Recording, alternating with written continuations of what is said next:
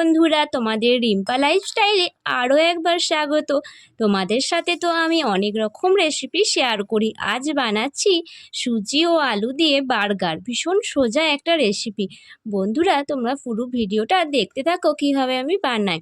প্রথমেই দেখো, কড়াইতে কিছুটা পরিমাণে সর্ষে তেল দিয়ে দিয়েছি। এবার অল্প পরিমাণে গোটা জিরে দিয়ে দিলাম। একটু নাড়াচাড়া করে যে সুজিটা রেখেছিলাম 1 কাপের মতো সুজিটাও দিয়ে দিলাম। এবার সুজিটার সঙ্গে আর একটু ভালো করে নাড়াচাড়া করে দেখো পরিমাণ মতো বেশি করে একটু জল দিয়ে দিলাম। দিয়ে সুজির সঙ্গে ভালো করে জলটাকে মিশিয়ে নিতে হবে, যেন না কোনো দলা পাকা। এবার দেখো সুজির সঙ্গে ভালো করে জলটা মিশে গেছে এবং দেখো সুজিটা শক্ত শক্ত হয়ে এসেছে।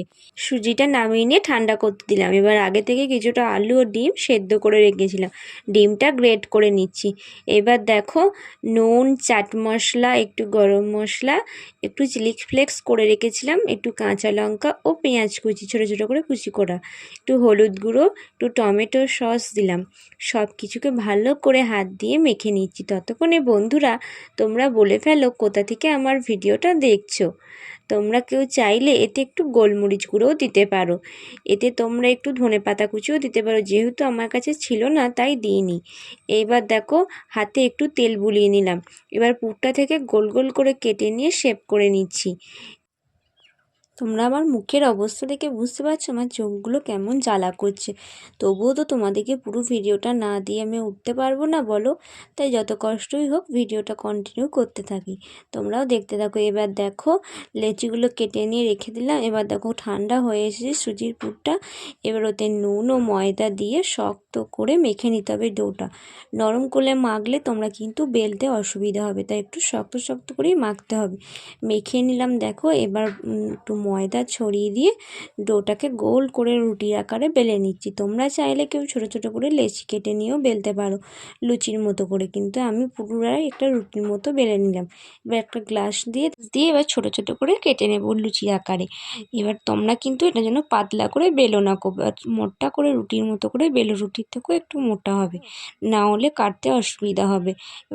এবার দেখো গোল গোল করে একটা একটা করে গ্লাস দিয়ে কেটে নিচ্ছি। এই সময় খেয়াল রাখতে হবে যেন আস্তে আস্তে করে গোল গোল করে করতে হবে, যেন না চেপটে যায়। এবার দেখো একটা একটা করে তুলে নিলাম। এবার একটাকে রেখে মাঝে যে আলুর পুরটা গোল করে রেখেছিলাম, এবার দেখো ডিম আলুর পুরটা মাঝখানে দিয়ে দিলাম।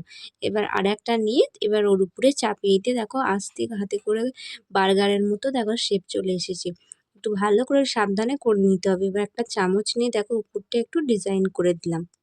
এই নাস্তাটা বাচ্চা থেকে বয়স্ক সবারই খুব ভালো লাগবে। কোনো জিনিস দেখবে দেখতে যদি খুব সুন্দর হয়, বাচ্চারা আগে খেতে পছন্দ করে, আর এটা সত্যিই খুব সুন্দর খেতে। নাস্তাটা খুব কম সময়ে বাড়িতে থাকা খুব কম উপকরণ দিয়ে সহজেই বানানো যায়।